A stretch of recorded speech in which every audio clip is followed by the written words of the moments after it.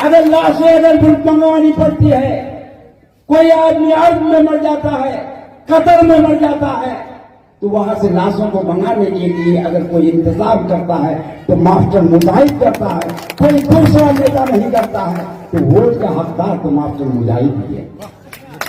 एक आदमी गुहार लगाते हैं हमारे सांसद महोदय से कि सांसद महोदय हमारा गांव कट रहा है, आप हमें बचाने का काम कीजिए। तो उस सांसद महोदय ने उनकी बातों को सुनकर उन्हें तसल्ली या दिलासा देने के बदले में उन्हें गालियां देते हैं, इडियट कहते हैं, बदतमीज कहते हैं।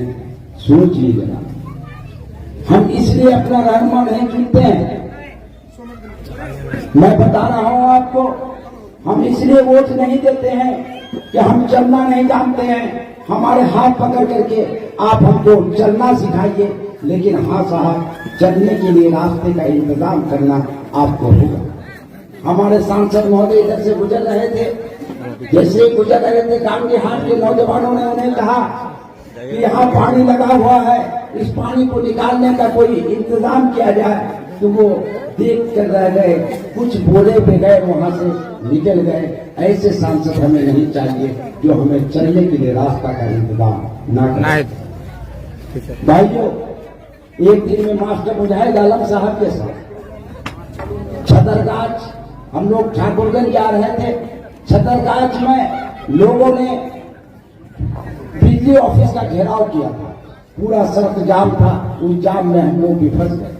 फंसने के बाद कुछ लोग मास्टर साहब को पहचानते थे, वो लोग आए, मास्टर साहब से कहने लगे कि सर हम लोग इसलिए घिराव किए हैं कि 1.5 महीना से मेरे गांव में बिजली नहीं है। मास्टर साहब कहे कि भाई आप लोगों ने कोई कोशिश किया? तो उन्होंने कहा कि 2 किलोमीटर की दूरी में हमारा सांसद महोदय का घर है, 1 किलोमीटर की दूरी में हमारे एमएलए साहब का घर है, उनका घर चक्कर लगा लगा कर हम लोग परेशान हो गए हैं, तब जाकर यहाँ पर हम लोग यहाँ बिजली ऑफिस का घेराव किए।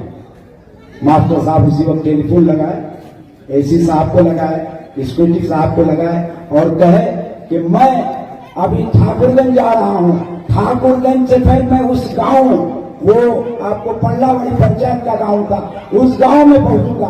उस वक्त वहां पर बल्ब रोशन होना चाहिए।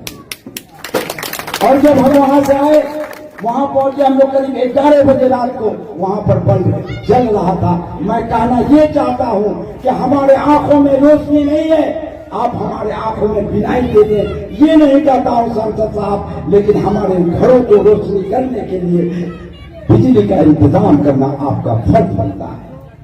भाइयों, मैं थोड़ा सा वक्त दे रहा हूं। उनके बाप के नाम से आजाद रेफरल हॉस्पिटल छतरगाछ में है। इस हॉस्पिटल कुछ दिन पहले पूरा सोशल मीडिया में चल रहा था, हॉस्पिटल वहां से उठकर चला गया। 1 किलोमीटर के घर दूरी पर उनका घर, हॉस्पिटल वहां से उठकर चला गया। क्यों चला गया? मकान जर्जर है, इस जर्जर मकान में हॉस्पिटल नहीं चलेगा, तो हॉस्पिटल कहाँ जाएगा? कहीं नहीं जाएगा। अब इलाज करने के लिए वहां के लोगों को चाहे तो किशनगंज जाना पड़ेगा या फिर पोठिया जाना पड़ेगा। जब मास्टर मुजाहिद आलम साहब को पता चला तो वो वहां पहुंचे, और पहुंचने के बाद वहां जो है सीएस से बात किया, और बात करने के बाद कहा कि हॉस्पिटल यहीं पर चलेगा, अगर उस घर में नहीं चलेगा तो दूसरे घर में चलेगा, लेकिन हॉस्पिटल वहीं चलेगा। भाइयों, अभी जो चल रहा है, हम लोगों में एक भ्रम फैलाया जा रहा है कि मास्टर मुजाहिद की टिकट मिल गई। अरे बेवकूफ, टिकट तो अभी किसी को भी नहीं मिला है। टिकट तो हम देंगे, हम यहां से आवाज करेंगे अगर कि अरे गठबंधन वालों, अरे महागठबंधन वालों, अगर तुम मास्टर मुजाहिद को अगर टिकट दोगे तो हम तुम्हारे साथ हैं, हम ऐसे नेताओं के साथ होंगे।